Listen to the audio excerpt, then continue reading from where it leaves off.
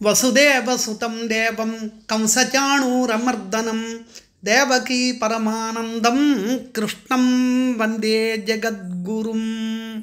పద్యప్రభా channel వీక్షకులందరికీ నమస్కారం. భర్తృహరి సుభాషితాలలో ఈరోజు మరొక ఉత్కృష్టమైనటువంటి సుభాషితాన్ని చూద్దాం. ఈరోజు సుభాషితంలో ప్రధానమైనటువంటి అంశం ఏమిటి అంటే మిత్రత్వం. మనం ఎవళ్ళతోటి స్నేహం చేస్తే మనం ఎలా తయారవుతాము అనేటువంటి దాన్ని చక్కటి దృష్టాంతాలంకారంతో ఆ మహాకవి ఇందులో చూపించడం జరిగింది. శ్లోకాన్ని ఒకసారి చూద్దాం.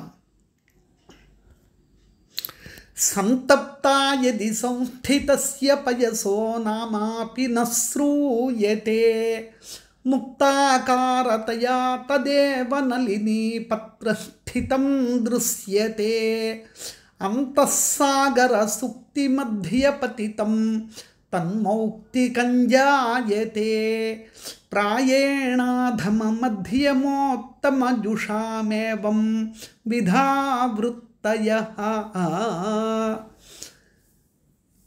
పయసః అంటే పయస్సు అంటే నీళ్ళు అనే అర్థం. పయస్సు అంటే పాలు అనే అర్థం కూడా ఉంది. పయస్సు అంటే ఇక్కడ జలం అనే అర్థం. 1వ పాదంలో ఉన్నది పయస్సహ. ఈ పయస్సుట నీరు అనేటువంటిది ఎక్కడెక్కడికి పడుతూ ఉంటే ఎలా ఎలా తయారవుతుందో చెబుతున్నారు. సంతప్తా యది సంస్థితస్య పయసో నామాపి న శ్రూయతే.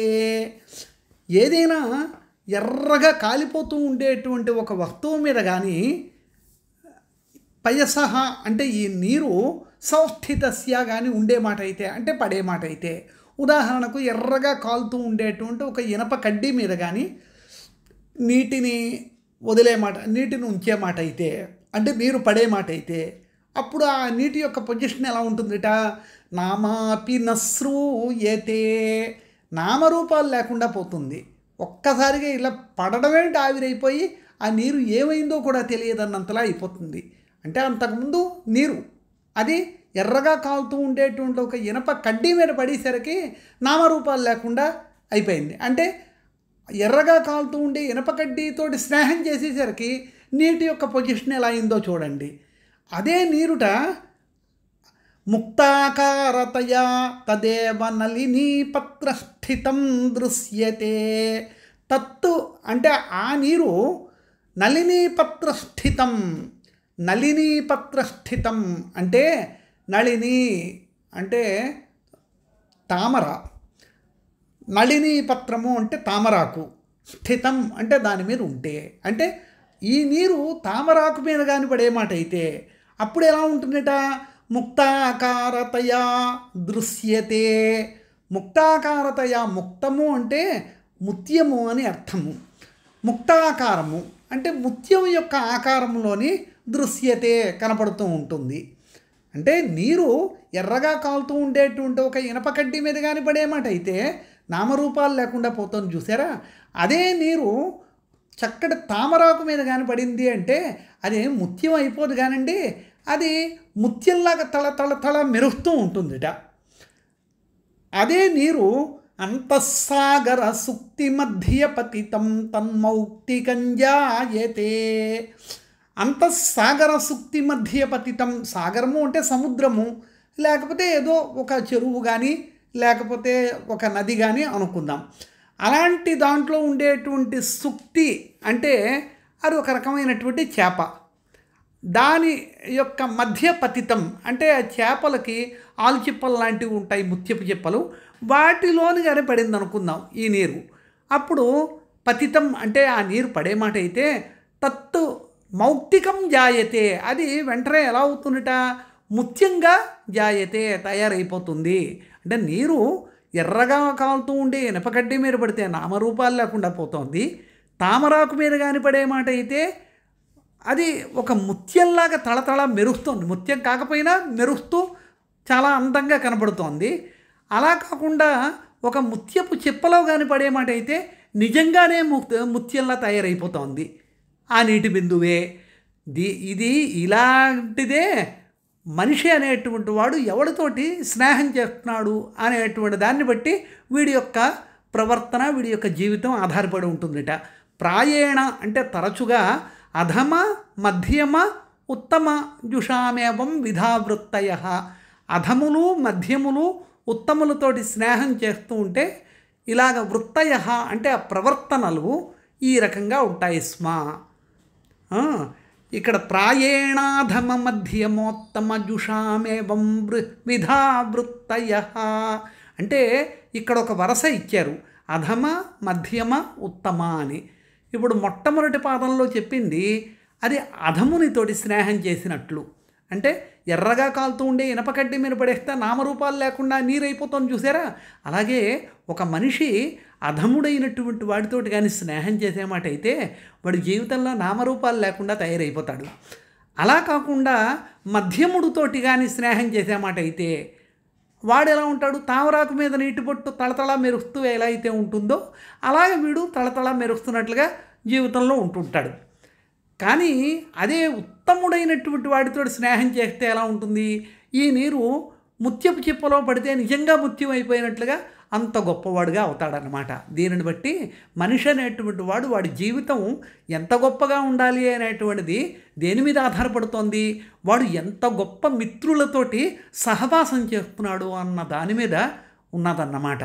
చాలా గొప్ప శ్లోకం ఇది. సంతప్తా యది సంస్థితస్య పయసో నామాపి న శ్రూయతే ముక్తాకారతయా తదేవ నళినీ పత్రస్థితం దృశ్యతే అంతఃసాగర సుక్తి మధ్య పతితం తన్మౌక్తికం జాయతే ప్రాయేణాధమ మధ్యమోత్తమ జుషామేవం విధావృత్తయః. దీనికి ఏనుగు లక్ష్మణ కవి గారి తెలుగు పద్యాన్ని కూడా చూద్దాం. నీరము తప్తలోహమున నిల్చి అనామకమై నశించు, ఆ నీరమే ముత్యమట్లు నడినీ దళ సంస్థితమై తనర్చు, ఆ నీరమే సుక్తిలో బడి మణిత్వముగాంచు, సమంచిత ప్రభన్ పౌరుష వృత్తులిట్లు అధము మధ్యము నుత్తము గొల్చు వారికిన్. నీరము అంటే నీరు తప్తలోహమున నిలిచి, తప్త అంటే తప్పించబడుతూ ఉండేటువంటి అంటే తాపము చెందినటువంటి లోహము, అంటే వేడిగా ఉండేటువంటి ఒక లోహం మీద కానీ పడింది అంటే అనామకమై నశించు, నామరూపాలు లేకుండా అనామకం అంటే ఇంకా దాని అడ్రస్సే లేకుండా అయిపోతుంది. ఆ నీరమే ముత్యమట్లు నళినీదళ సంస్థితమై తనర్చు, నళినీదళము అంటే తామరాకు మీద సంస్థితమై అంటే పడి ఉండే మాట అయితే అదే నీరు తామరాకు మీద కానీ ఉండే మాట అయితే ముత్యమట్లు తనర్చు. ముత్యమట్లు అంటే ముత్యములాగా కనపడుతూ ఉంటుంది అంతే తప్ప ముత్యములాగా కనపడుతుంది అంటే ముత్యం అయిపోతుందని కాదు అక్కడ, కానీ చూడడానికైనా చాలా అందంగా ఉంటుంది. అలా కాకుండా ఆ నీరే సుక్తిలో బడి అంటే ముత్యపు చిప్పలో కానీ పడే మాట అయితే మణిత్వముగాంచు నిజమైనటువంటి ముత్యంగా తయారవుతుంది. సమంచిత ప్రభన్ మంచి చక్కగా నిజమైనటువంటి కాంతులతోటి ఉండే ముత్యంలా తయారవుతుంది, ముత్యం అవుతుంది అది.